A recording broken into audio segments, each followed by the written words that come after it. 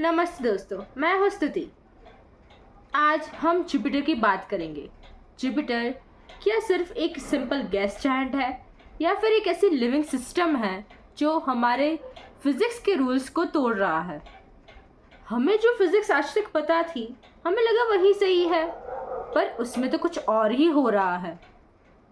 तो आज हम डिस्कस करेंगे जुपिटर के ऐसे रिवोल्यूशंस के बारे में जो रिसर्च तो काफ़ी पहले हो चुके थे पर आज तक किसी ने उन पर ध्यान नहीं दिया।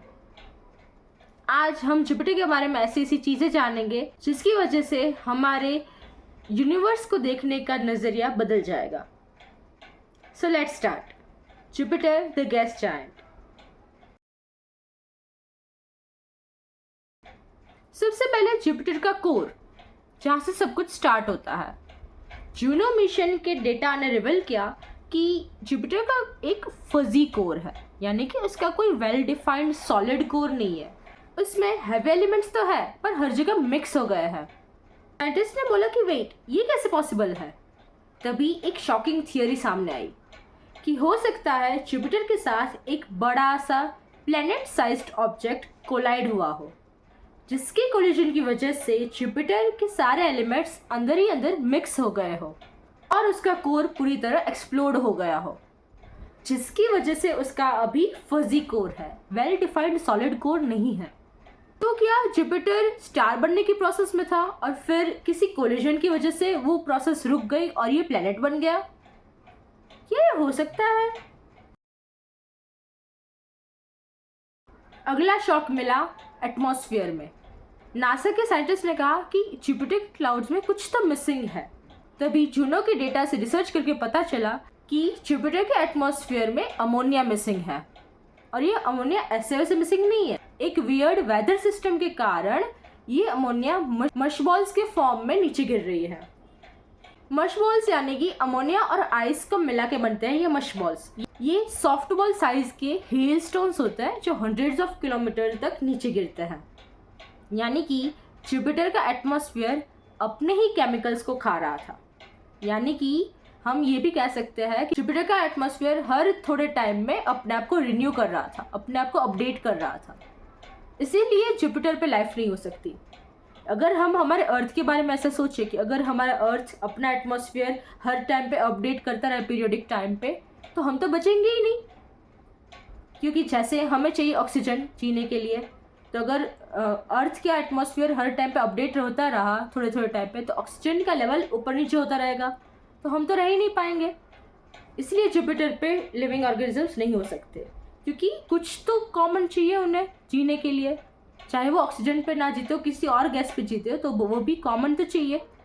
अगर वो हर टाइम पे उसके लेवल्स ऊपर नीचे होते रहे, एटमॉस्फेयर अपडेट होता रहा, तो कैसे जिएंगे? तो कैसे कोई चीज़ वहाँ पे स्टेबल हो सकती है, टिक सकती है? रह ही नहीं सकती।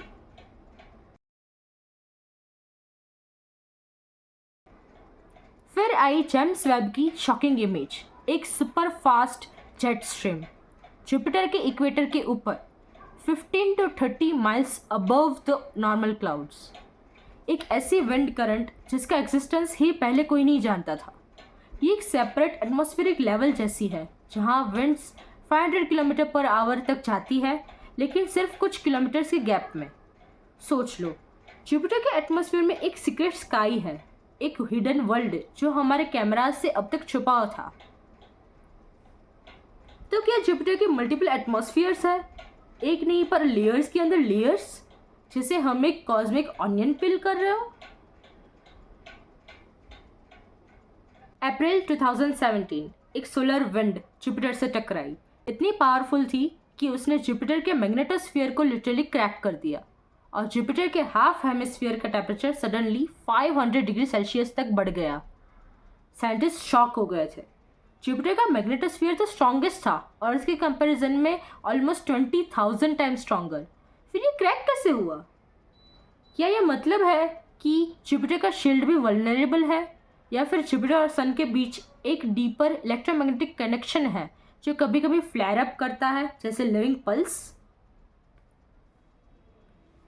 और सबसे ज़्यादा फैसिनेटिंग रिवोल्यूशन आई जुपिटर के मून्स से, आयो और गैनेमेड।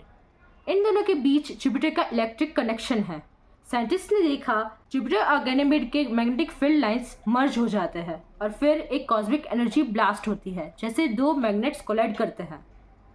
क्या ये सिर्फ मैग्नेटिज्म है या जुपिटर और उसके मून्स एक जायंट इलेक्ट्रिकल सर्किट है जो कंटिन्यूअसली एनर्जी ट्रांसफर कर रहे हैं? और ये तो और भी वियर्ड हो गया जब वेब ने देखा जुपिटर के ऑरोराज सडनली ब्लिंक करते हुए, जैसे कोई सिस्टम ऑन ऑफ हो रहा हो। ये कैसे हो सकता है? ऋषियों ने जुपिटर को गुरु बृहस्पति कहा था, सारे प्लैनेट्स का टीचर, जो सबसे ज़्यादा स्ट्रॉन्गेस्ट हो, जो सबसे ज़्यादा पावरफुल हो सारे प्लैनेट्स में। और आज साइंस कहता है कि जुपिटर अपने ही मून्स को एनर्जी ट्रांसफ़र कर रहा है, एक लिटरल इलेक्ट्रिक कनेक्शन। तो क्या हमारे वेद सच कह रहे थे? क्या ऐसा हो सकता है कि हमारे एंशिएंट कल्चर हमसे ज़्यादा इंटेलिजेंट थे, हमसे ज़्यादा जानकारी थी उन्हें जुपिटर के बारे में बिना टेलीस्कोप्स के? आपको क्या लगता है? मुझे कमेंट्स में ज़रूर बताइए। सो फ्रेंड्स, मिलते हैं नेक्स्ट वीडियो में नए म्यूजिक कंसेप्ट्स के साथ। Till then keep looking up and stay curious.